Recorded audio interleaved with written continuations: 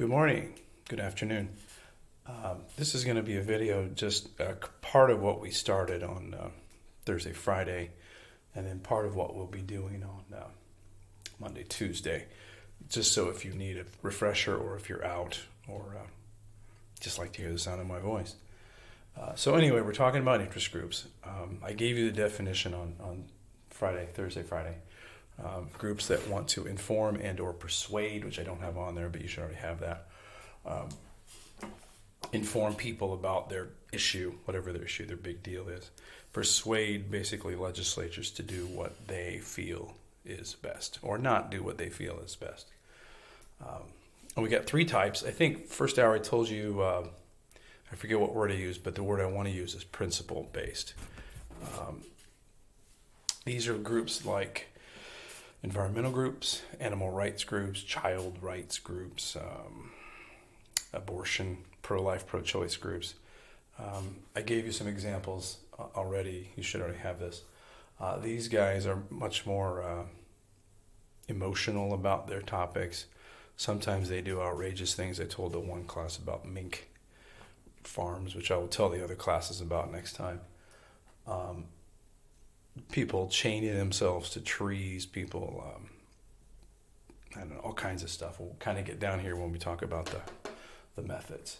Your second type, demographic groups. These are groups based on a certain demographic.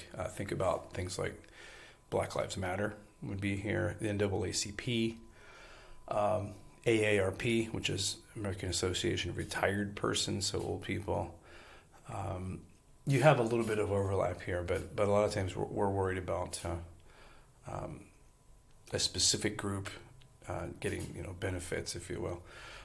The Hispanic group, which I forget what it's called, it used to be called La Raza, the race, but now they've changed it. But sort of rights for Hispanics, things like that. I suppose if you want to get technical, the Klan would be a demographic group. But also think about what's it called? Anti-Defense League, the Jewish group, looking for anti-Semitic stuff. Those kind of things also are demographic groups. And they tend to, like I said, want to favor their group, sometimes at the expense of others, if you will. And thirdly, the most common, the most unheard from, and the most successful. So think about those three. The most common, the most unheard of, and the most successful are the business trade interest groups. And this could be something specific like Apple or Google, where they're going to lobby the government sorry, just thought of something. Not cut off. Right now, Google, Apple, etc., Nike are lobbying the government to not be too harsh on banning imports from the province in China where the Uyghur concentration camps are, because they get imports from there, frankly, and they don't want that supply chain to cut off. But also trade groups. Think about like another NRA, the National Restaurant Association, where they're looking at, hey, how about a bailout for the restaurant owners of America, kind of thing. Or just think of any product, shoes, clothing, et cetera, there's going to be an organization devoted to protecting the interest of that group. And they are, like I said, very numerous, lots of businesses, lots of different... this would also include things like labor unions. Think about the National Education Association, the UAW, wanting to protect American car companies and workers from unfair trade, if you will. The reason they're successful is because their goals are usually a lot smaller. If you're talking about PETA, they say stuff like, let's outlaw zoos, let's outlaw pets.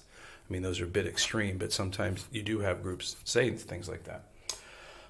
Whereas the business group might be, well, let's change the number of fire extinguishers you have to have in a restaurant from one every 30 feet to one every 36 feet. Which doesn't sound like much, but if you think about every restaurant in the United States, especially big chains, that's going to make a lot of difference in terms of money, and then that saves them money and helps the stock price and so on and so forth. So their goals are usually attainable, and they're small, and they're not controversial. I mean, who really cares about fire extinguishers, frankly? Okay, so those are your three types, and they're going to use different methods to get what they want. And basically, these kind of divide themselves in two types. They're what are called insider methods. Think inside the system, inside government, working with legislatures, working with, and so on and so forth. And then outside the system, where you're sort of confronting and going against the system, trying to get them to change. Okay, so insider methods, some money, campaign money, whether that's here's some money or here's some money I'm going to give to your opponent if you don't.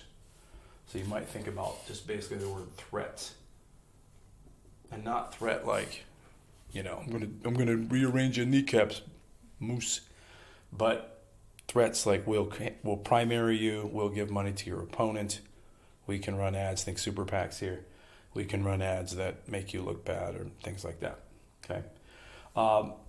Lobbying is simply the idea, if you've ever heard this word, I'll talk about the origin of it in class, I guess, but it's mainly the idea that I'm a lobbyist. I'm hired by the NRA, National Rifle Association, to go talk to congressmen, trying to convince them not to ban a certain rifle or to, allow this or not allow that. And I get paid to do that. So, some lobbyists get like, I'm not even joking, like 7 figures. So if you picture a dude that gets $5 million a year, the lobby seems like a lot, but if he saves those gun companies, $50 million a year in regulation, that's an easy investment.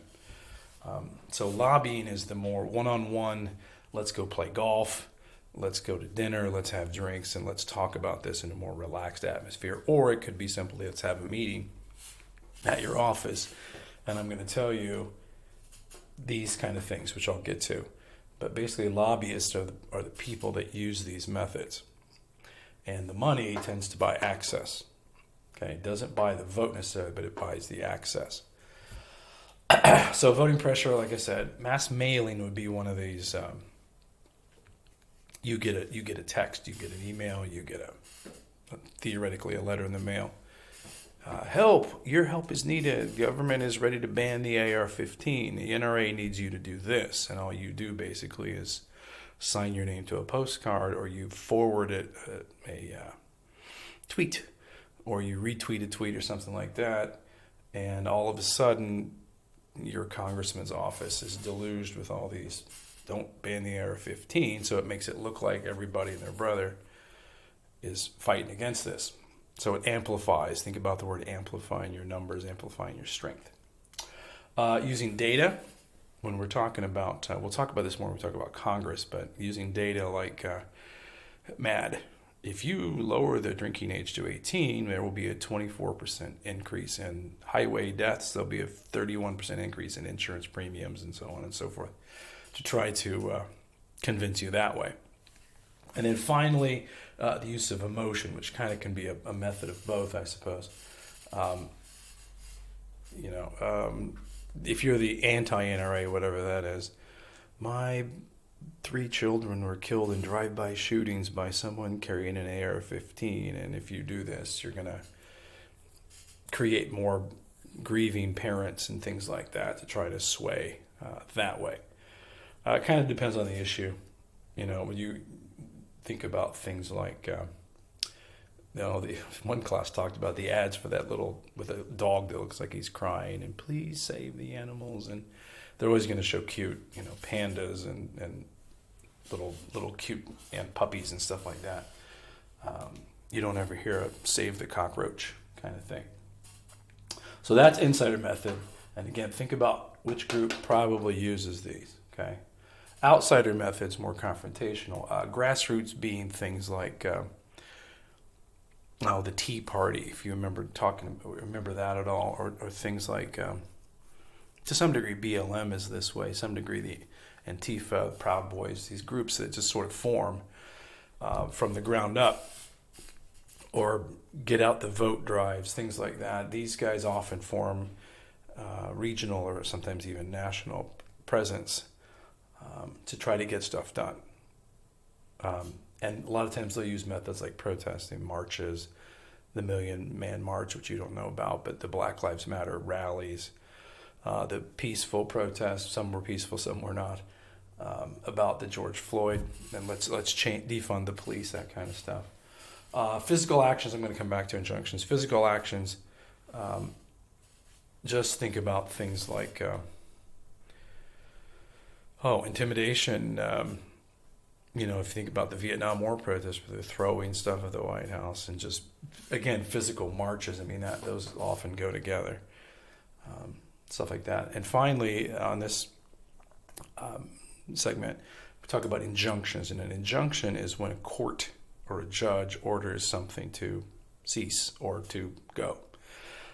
Just yesterday, a federal judge said that President Trump has to start accepting DACA. That's the illegal kids of illegals getting to stay here, to simplify that. But he has to continue that process.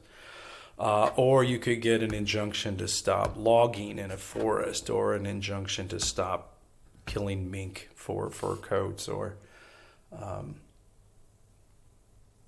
a lot of times injunctions are kind of, if you can't get through legislature, you're going to have to go here, because there's no legislature in the country that's going to outlaw pets.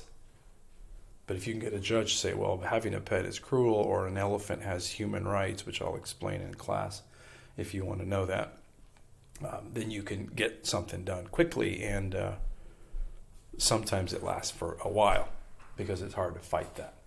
Okay, so think insider methods, outsider methods, who uses those, when they tend to be effective, and all that. Okay?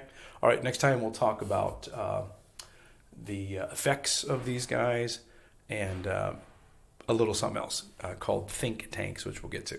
All right, bye.